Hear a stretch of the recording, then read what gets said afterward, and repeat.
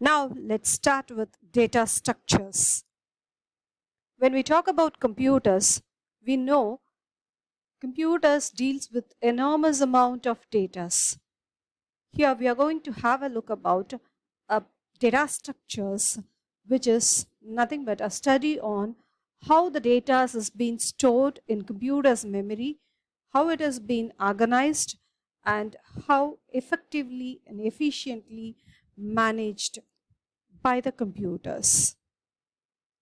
Data structure is a collection of data values, the relationship among them, and the functions or operations that can be applied on the data.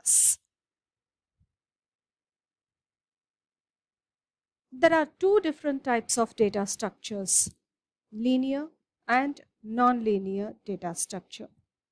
What do we mean by linear data structure? We know the meaning of linear. Linear is nothing but a sequence, one after the other. In the similar manner, linear data structures are nothing but the data will be placed in a sequence manner. That is, the data will be arranged one after the other.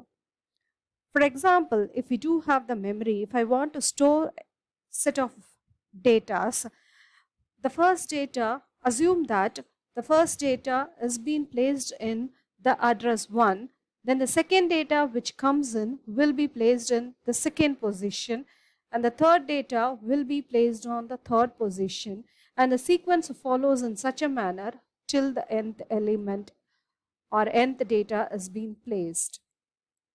Whenever we want to retrieve the data elements also, we need to follow the order, or otherwise we need to follow the sequence either from 1 to n or otherwise from n to 1 in the reverse direction. That is our linear data structure. We have different types of linear data structures which has been listed out in this page itself. They are nothing but arrays, stack, queues, and linked list. These are the references for the discussion. And in the next video, we'll start off with nonlinear data structures. Thank you.